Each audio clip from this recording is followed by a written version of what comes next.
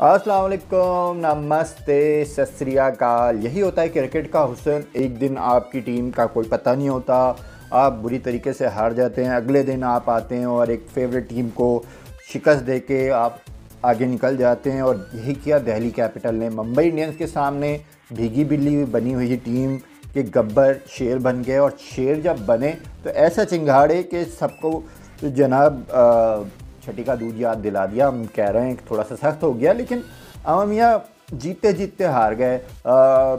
हैदराबाद की टीम में Kane Williamson ने जिस तरह से बैटिंग की, जिस तरह से उनकी परफॉर्मेंस थी, जिस तरह से वो चल रहे थे, ऐसा लग रहा था कि शायद मैच बन गया। लेकिन रबादा जो है किसी को खातिर में नहीं लाए। और जिस तरह से रबादा ने दिल्ली कैपिटल को वापस लेके आए हैं इस मैच में, और जिस तरह से विकेटें ली हैं, ख़ास करके हम सेकंड लास्ट ओवर में उनकी बॉलिंग को जितनी भी क्रेडिट दें, मेरे ख्याल से ऐसी बॉलिंग बहुत कम होती है T20 क्रिकेट में। 3 विकेटें ली उन्होंने, धाएँ विकेटें उड़ा दी और सारी उम्मीदें खाक में मिला दी। ऐसा लग रहा था कि सनराइज़ हैदराबाद ने एंट्री दे दी है और बिल्कुल जनाब सब कुछ सही चल रहा था, सब कुशल मंगल चल रहा था। केन विलियमसन खेल रहे थे, समद उनका साथ दे रहे थे, लेकिन फिर रबादा आ गया। और रबादा ने जो कुछ किया ना, उसके बाद सनराइज़ हैदराबाद की उम्मीदों पे पानी फिर गया था।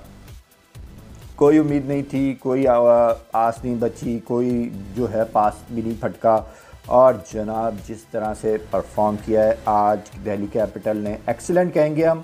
अपनी सलाहियतों के मुताबिक इंसाफ किया किसी हद तक। तो मैं फिर भी समझता हूँ कि 5-10 रन या 15 रन कम बनाए थे, लेकिन 189 का जो हदफ था, जिस तरह से प्लानिंग से खेल रहे थे, वो डेविड वार्नर जल्दी आउट हो गए। फिर जनाब उनके टॉप ऑर्डर भी कोई ख़ास नहीं कर सका। लेकिन यहाँ पे केन विलियमसन ने साबित किया कि वो बड़े मैच के खिलाड़ी हैं। 67 रन की इनिंग खेली, बदकिस्मत रहे मैच को फिनिश नहीं कर पाए।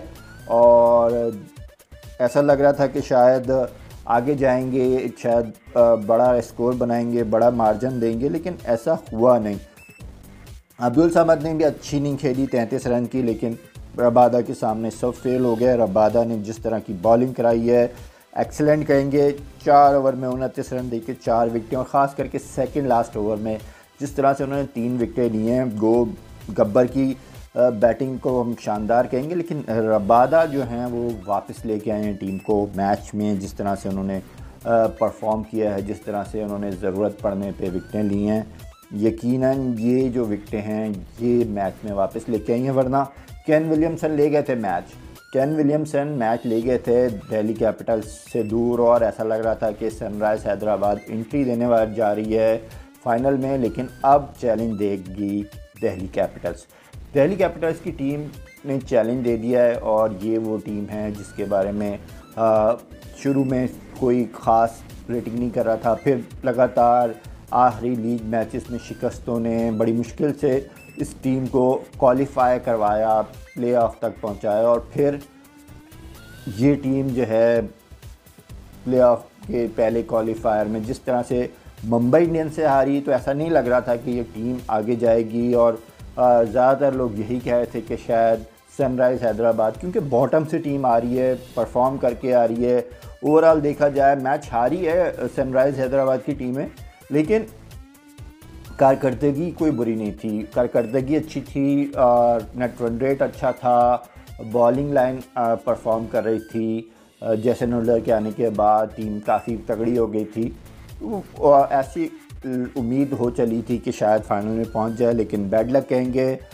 रबादा का एक्सीलेंट ओवर कहेंगे, जिस तरह से उन्होंने विकेटें उड़ाई हैं और जिस तरह से जीता हुआ मैच। मैं कहूँगा कि सनराइज़ हैदराबाद तकरीबन जीत गया था। और जिस तरह से केन विलियमसन जनाब गोलाबारी कर रहे थे, जिस तरह से शॉट्स खेल रहे थे, ऐसा लग रहा था कि जनाब 189 का हदफ कोई इतना मुश्किल नहीं है। लेकिन केन विलियमसन के आउट होते ही काया पलट गई और फिर विकेटें धड़ाधड़ गिर गई, जिसकी वजह से बहुत मुश्किल हो गया, नामुमकिन के करीब हो गया।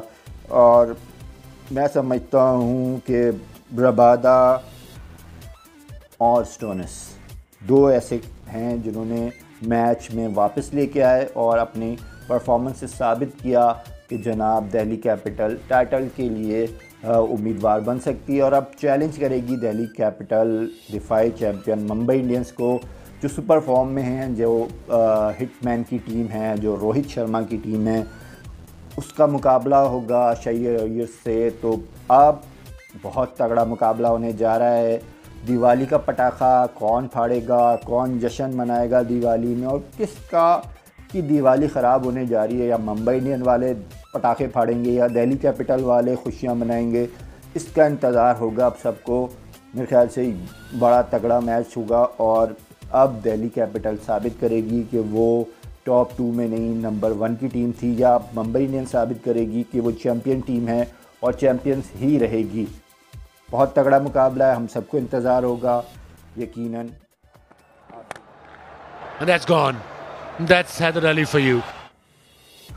भाई हैदर अली जिस तरह से खेल रहा है ना, एक्सीलेंट खेल रहा है और इसी तरह से खेलना पड़ेगा। अब बाबर आजम की तो क्या ही बात है, बाबर आजम की तो शॉट्स की क्या ही बात है जनाब। जिस तरह से खेल रहा है ना, इसी तरह से खेलता रहा तो नंबर 1 पोजीशन मेरे ख्याल से तो इसी सीरीज़ के बाद हासिल हो जाएगी। जो स्ट्राइक रेट बेहतर हो रहा है, इम्प्रूव कर रहे हैं, और मेरे ख्याल से जिम्बाब्वे की बॉलिंग को हम बुरा नहीं कहेंगे। जिम्बाब्वे अच्छी बॉलिंग करा रहा है और अच्छे बॉलर्स हैं। आज जिस तरह से उस्मान कादिर ने बॉलिंग कराई, 3 विकेटें ली, हारिस रऊफ़ ने 3 विकेटें ली। तो पाकिस्तान की बॉलिंग जो है काफ़ी T20 स्टाइल की हो गई है और काफ़ी अच्छी बॉलिंग करा रहे हैं।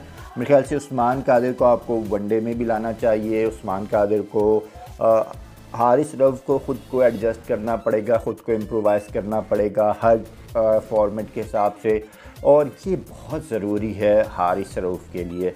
हारिस रऊफ़ मेरे ख्याल से एक बेहतरीन टैलेंट है आपका और एक अच्छा फास्ट बॉलर है जिसमें बहुत ज़्यादा पोटेंशियल है, और पोटेंशियल को यूज़ करना पड़ेगा, यूटिलाइज़ करना पड़ेगा।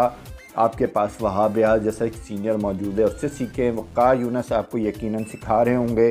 पाकिस्तान की टीम को न्यूजीलैंड के लिए एक मुश्किल टूर है जहाँ पे बहुत ज़्यादा मसाइल का सामना करना पड़ेगा। मेरे दोस्त हैं, मेरे भाई हैं, एक सीनियर हैं तनवीर भाई, बहुत फ़खर ज़मान से नाराज़ हैं, लेकिन मेरे ख्याल से फ़खर अगर न्यूजीलैंड जाते हैं और वहाँ पे परफॉर्म करते हैं, वो 9 साढ़े 9 का है, बिल्कुल है, एवरेज है, लेकिन एवरेज और ये स्टैट, ये डेटा एक अहमियत नहीं रखता जब कोई खिलाड़ी परफॉर्म करना शुरू कर देता है। आप देखेंगे वो भाई रोहित भी एक ज़माने में जो है ऑफ स्पिन बॉलर के तौर पे आया, और जब वो टीम में 7वें 8वें 9वें नंबर पे खेल चुका है, लेकिन जब वो बैट्समैन बना और जब उसने बैट्समैन के तौर पे अपने आप को प्रूव किया, जब वो जो है रन्स बनाने लगा, जब अपने आप को साबित कर चुका, तो फिर जनाब वो दुनिया का बेहतरीन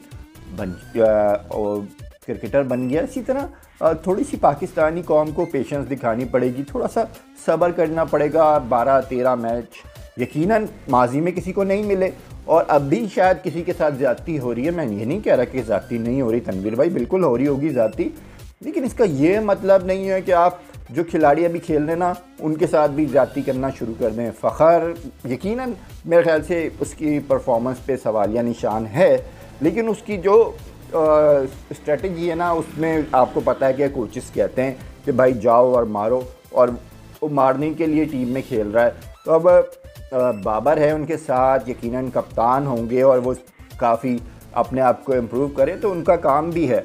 यकीनन बाबर पे बहुत एक्स्ट्रा प्रेशर है और ऐसा लग रहा है वो 10 बहनों का अखलौता भाई वाली बात है, लेकिन अब चलें एक और भाई आ गया उन बहनों के लिए, हैदर, फिर सलमान जो है आपके उस्मान कादिर भी आ रहे हैं, और फिर जनाब दीगर खिलाड़ी भी परफॉर्म कर रहे हैं। तो मेरे ख्याल से इतना बड़ा मसला भी नहीं है। पाकिस्तान यकीनन एक मैच हार गया, तो एक मैच तो आयरलैंड से इंग्लैंड भी हार गया था।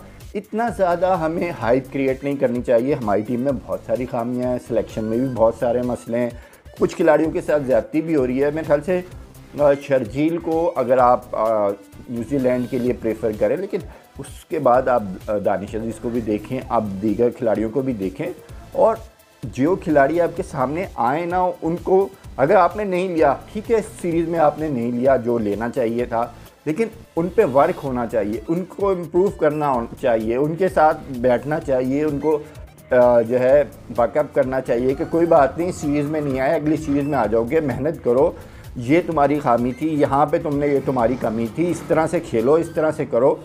इस तरह से हमारे जो नौजवान खिलाड़ी हैं ना वो बचेंगे और उनको फ़ायदा होगा। मेरे ख्याल से बाबर की तो क्या ही बात है जनाब, बाबर तो सुपर डुपर हीरो हैं और बाबर मुस्तकिल खेल रहे हैं। तो नंबर 1 बनने पे मैं एडवांस मुबारकबाद दे रहा हूँ कि उन्हें एडवांस मुबारकबाद है कि वो दोबारा से नंबर 1 हो गए। इसी के साथ इजाज़त दीजिए। अस्सलाम वालेकुम।